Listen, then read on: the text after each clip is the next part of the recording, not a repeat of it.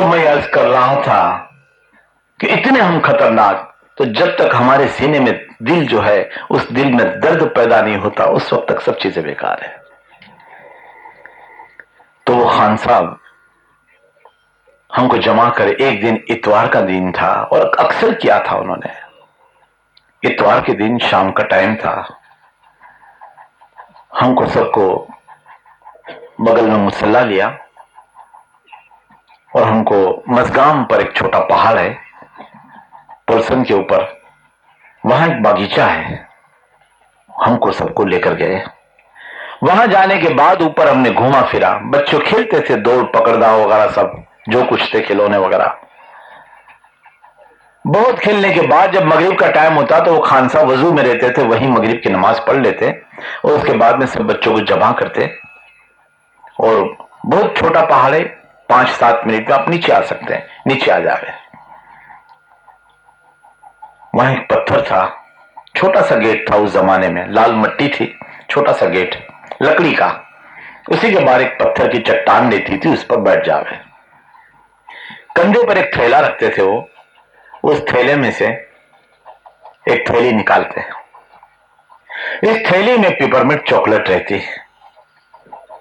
جتنی عورتیں بچوں کو لے کے نیچے اترے تو اس کو ایک ایک ایک ایک پیپرمنٹ بچوں کے ہاتھ پہ دیتے جا رہے. ہندو عورتیں دیکھتی کہ ہمارے بچوں کو مسلمان پیپرمنٹ دے رہا ہے تو ہاتھ جوڑ کر کہتی شکریہ آپ کا، نمسکار. مسلمان عورتیں اترتی اور اس کے ہاتھ پہ بچے کے یہ چاکلیٹ اور پیپرمنٹ دیتے خان صاحب، تو وہ کہتی جزاکم اللہ، اللہ تم کو اچھا بدلہ دے. کرسچن بچے کے ہاتھ میں دیتی تو کرسچن کے مائیں ان کو کہتی تھینکس، بہت شکریہ، اتنا کہہ کے چلی. مطلب کہ ہر قسم کی قوم کے لوگ آتے، ہر ایک کے بچے کے ہاتھ میں دیتے کچھ اور مائیں اس کا شکریہ ادا کرتی ہوئی چلی جاتی. جب سب پیپرمنٹ ختم ہوئی تو اس کے بعد میں پھر انہوں نے کہا بچوں کو سمجھ میں آتا ہے تمہیں؟ ہم نے کہا نہیں. بچے تھے، سمجھ میں کیا ہے؟ کہا دیکھو میں نے اس بچوں کے ہاتھ پہ پیپرمنٹ دی، کسی بچے نے شکریہ نہیں کہا. چھوٹے بچے، بولنے بھی نہیں آتا بعض بچوں کو، تو گود میں اٹھائے ہوئے بابا گاڑی میں لیے ہوئے بچے، وہ کیا سمجھیں گے؟ جس کو دی وہ منہ میں رکھ کے کھانے لگے. اب جب بچوں کے ہاتھ میں پیپرمنٹ اور چاکلیٹ دی تو ان کی ماؤں نے شکریہ ادا کیا یا نہیں؟ ہندو تھے، کرسچن تھے، پارسی تھے، سبھی نے شکریہ ادا کیا. کہا کہاں کیا؟ تو جب بچوں کو دیا تو ماں نے ان کی شکریہ ادا کیا. اسی طریقے سے اللہ کا یہ کنبہ ہے، سارے انسان جو ہے اگر کسی کے ساتھ بھلائی کرتے تو خدا اپنی نعمت سے انسان کو نواز لیتا ہے. سمجھ میں آئی چیز؟ اخلاق اس کو کہتے ہیں. اس لیے رسول پاک صلی اللہ تعالی علیہ وسلم نے ارشاد فرمایا، مفہوم ہے، کہے لوگوں ساری دنیا کے لیے تمہارے دینار و درہم، تمہارے روپیے پیسے ساری دنیا کو پورے نہیں ہو سکتے، مگر تمہاری صرف ایک مسکراہٹ، 10 لاکھ آدمی کھڑے ہیں اور آپ سب کو سلام کرتے ہنستے ہیں، مسکراہٹ، سب سمجھیں گے کہ بہت اچھا ہے. یہ روپیہ پیسہ کام نہیں کرتا، وہاں یہ چیز اخلاق کام کر جاتی ہے. تو اخلاق سب سے بہتر چیز، اور اسی کو حضور پاک صلی اللہ تعالی علیہ وسلم ہم کو اور آپ کو کرنے کے لیے سمجھایا. اس لیے میں 2-3 واقعات میں آپ کو سنا دوں. اخلاق میں سب سے بڑی چیز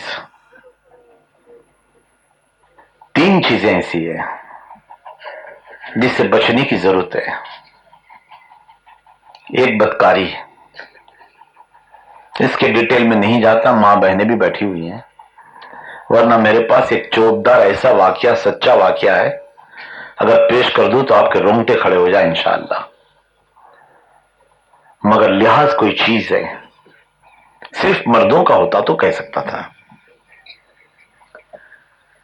مگر بچنا بڑا ضروری ہے. اس لیے کہ یہاں سے انسان کے اخلاق گر جاتے ہیں. دوسری چیز جوا، اور تیسری چیز ہے شراب. یہ 3 چیز ایسے ہیں کہ جو انسان کو ختم کر دیتے ہیں. میرے ایک دوست ہیں، علی بھائی ان کا نام ہے، انہوں نے یہ بتایا کہ اگر کسی انسان سے دشمنی ہو تو اس کو مارنے کی ضرورت نہیں، ایک چاٹا بھی نہیں، 100 روپے اس کے ہاتھ میں دے دو، کسی جوا خانے کا دادر ایک بار چڑھا دو، وہ انسان کی زندگی ملیا میٹ ہو جائے گی، صاف ہو جائے گا۔ کسی کو ختم کرنا ہے تو شراب کا ایک جام اس کے ہاتھ میں دے دو، بس جبرن بھی اس کو پلا دو، اور اس کے بعد دیکھو کہ اس کی زندگی برباد ہوتی یا نہیں۔ یہ 2 چیزوں سے خاص بچنے کی ضرورت ہے۔ اس کا مطلب یہ نہیں کہ شرابی برے ہوتے ہیں۔ شرابیوں کو میں نے دیکھا ہے کہ جو شراب کے پینے والے، ان کے دل بعض لوگ بہت اچھے رہتے ہیں، مگر اتنا ضرور یاد رہے کہ یہ 2 چیز سخت چیز ہے، 3، مگر تیسرے کا ذکر نہیں کرتا۔ یہ تینوں چیز ایسی ہے کہ جس سے آج کے زمانے میں کم از کم بچنے کی ضرورت ہے۔ اس کی بربادی کیسے ہوتے میں سناؤں۔ باندرے میں ایک زمانے میں، ابھی تو روڈ پر تقریر ہوتی ہے الحمدللہ، کسائی لوگ، باندرے کے چھوٹے سے بچے سے بوڑھے لوگ الحمدللہ مجھے پہچان تھے۔ وہاں کے ابو پٹیل جو ابھی انتقال کر گئے، اللہ ان کی مغفرت فرمائے، بڑے نیک انسان تھے۔ وہاں سے لے کر چھوٹا بچہ بھی ہو کسائی کا مجھے پہچانتا ہے، چاہے وہ ڈومری پر پوچھ لیجئے، نل بازار میں پوچھ لیجئے، یا باندرے میں پوچھ لیجئے۔ مجھے، حالانکہ میں مولانا نہیں ہوں، مگر جعفر مولانا کے نام سے پہچانتے ہوں۔ بعض جگہ پر الحمدللہ اللہ کی یہ شان ہے کہ میری تقریروں کے جو واقعات و دلیل جو ہے، اس کو بعض عالم سنتے ہیں اور اپنے خطبے میں، اپنی تقریروں میں اس کو بیان کرتے ہیں، اس لیے کہ میرے پیچھے بزرگوں کی بڑی دعائیں ہیں، بہت دعائیں لی ہے، اور اس دعا کے صدقے میں یہ درد پیدا ہوا، تکلیف بھی اٹھائی ہے، دونوں چیز مل کر آپ کے سامنے یہ درد بن کر آتا ہے۔ تو ایک زمانے میں باندرے میں میری تقریر ہوتی تھی کلفٹن فٹ ویئر کے پیچھے، اس وقت 200-250 آدمی کا مجمع لگتا تھا، ابھی تو الحمدللہ بہت کافی تعداد میں لوگ آتے ہیں وہاں۔ اس زمانے میں میری 2 تقریر ہوتی تھی، ایک باندرے میں اور جگہ پر، اور عشاء کے بعد کلفٹن کے پیچھے۔ تو میں 4 بجے گھر سے نکلتا تھا، عصر کی نماز وہیں پہ جا کے پڑھتا تھا، اور وہیں پر بیان ہوتا تھا ایک جگہ، بیان کے بعد میں پھر میں آتا تھا، ہوٹل میں کھانا کھا لے، مغرب عشاء ہو جائے، اس کے بعد میں پھر بیان میرا شروع ہوتا تھا۔ اس وقت ایک بار میرے ساتھ قاسم بھائی جو آج پانی کی خدمت پہ کھڑے ہیں، خاکی کپڑے پہن کر، میرے پرانے ساتھی ہیں، یہ اس زمانے سے میرے ساتھ میں تھے، وہ قاسم بھائی میرے ساتھ میں تھے۔ میں ہاربر برانچ کی اوپر کی سینڈسوڑ سے جو ٹرین جاتی اس پہ میں بیٹھتا تھا، اور اللہ تبارک تعالیٰ نے اس وقت ایک واقعہ میرے سامنے پیش کیا۔ میں ٹرین میں بیٹھا تھا، اتوار کا دن تھا، خالی تھی گاڑی، سینڈسوڑ اسٹیشن یعنی بوری بندر کے بعد تیسرا اسٹاپ، کھڑکی کے پاس مجھے سیٹ ملی، سامنے کی سیٹ پر مجھے دھیان نہیں تھا، میں ایسے ہی بیٹھ گیا، اور قاسم بھائی کی سگریٹ کی عادت تو دروازے پہ کھڑے ہو جا رہے ہیں،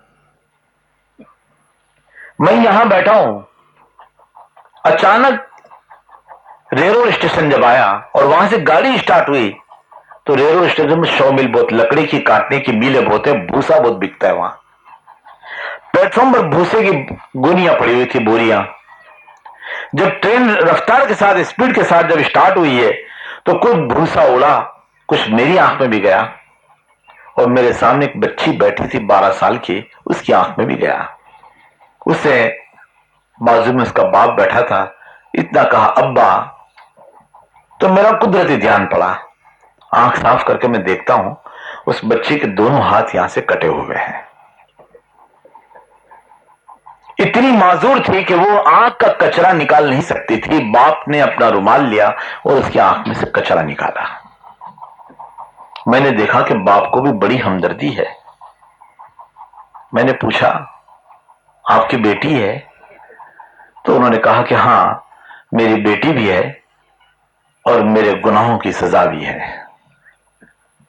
میں نے پوچھا بھائی گناہ کی سزا یہ کیسے؟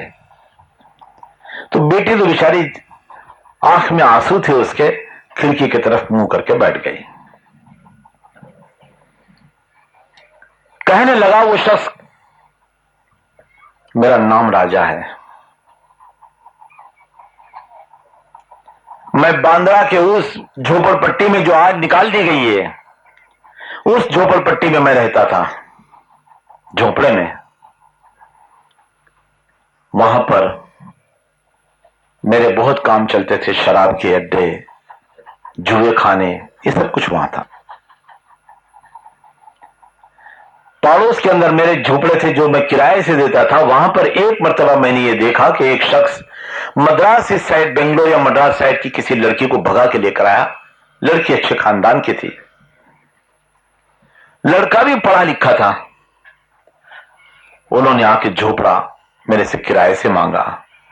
کئی ایسے لوگ تھے جو شادی شدہ نہیں تھے مگر رہتے تھے. مجھے ثواب اور فائدے اور نقصان سے کوئی سوال ہی نہیں تھا. میرا دھندا ہی جب حرام کا تھا تو مجھے اسے کوئی لین دین نہیں تھا. مجھے تو پیسے کی ضرورت تھی, پیسہ اس سے مجھ کو دیا. جھوپڑا میں نے کرائے سے اس کو دے دیا. اب کچھ وقت گیا, وہ اکثر میرے پاس آتا. انگریزی جانتا تھا اس لیے کبھی نوٹس آتی پولیس وغیرہ کی, سمنس وغیرہ, تو میں اسے پڑھوا لیتا. کون سے کورٹ میں کیس ہے, کیا نہیں, یہ سب کچھ میں پوچھ تاچھ کرتا. ایک دن کی بات ہے کہ وہ کسی خطوط کے لے کر آیا اور کچھ میرے دوست لوگ شراب وراب لے کے بیٹھے تھے. میں نے اس سے کہا بھائی پی لے, سب بیٹھے ساتھ دو, اس میں کیا حرج ہے. میں نے شراب اس کو پلائی, وہ منع کرتا گیا. میں نے قسم دی, میں نے اس سے کہا بھائی کیا ایٹیکیٹ تمہارے, اتنے پڑھے لکھے آدمی ہو اور تم اس شراب سے پرہیز کرتے ہو, یہ تو آج کی فیشن ہے. میں نے دے دیا اس کو, شرم کے مارے اسے ایک جام گٹگٹا دیا. پینے کے بعد جو گھر گیا تو اس کی بیوی نے اس سے کہا یہ تم کیا کر کے آئے؟ اب وہ کچھ بول نہیں پائے.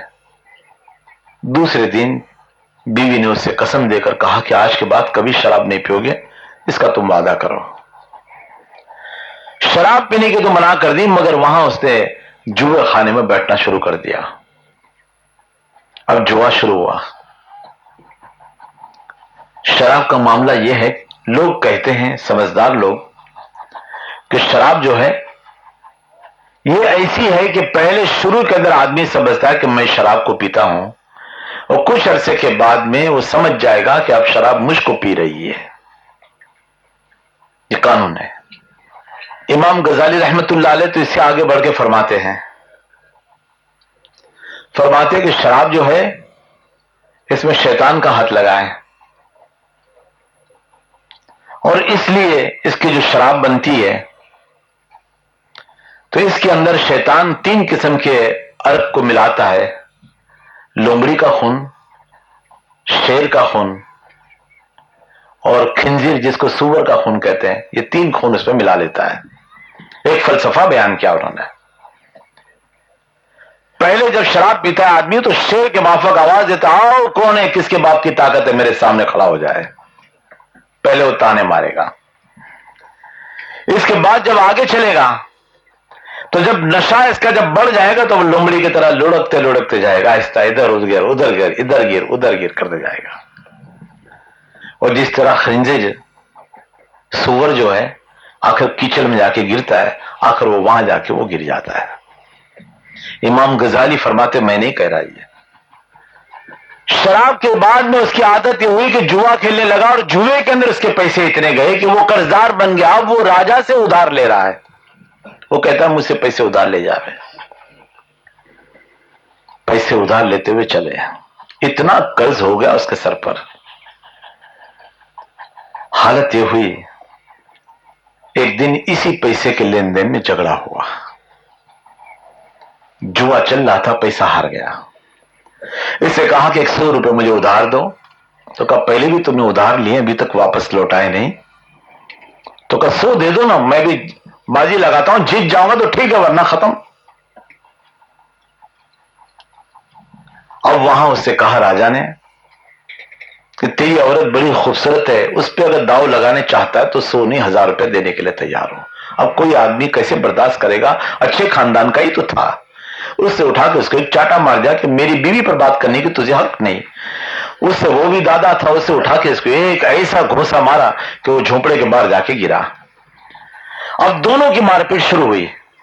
उस मारपीट के अंदर खंजर इसको चढ़ा दिया।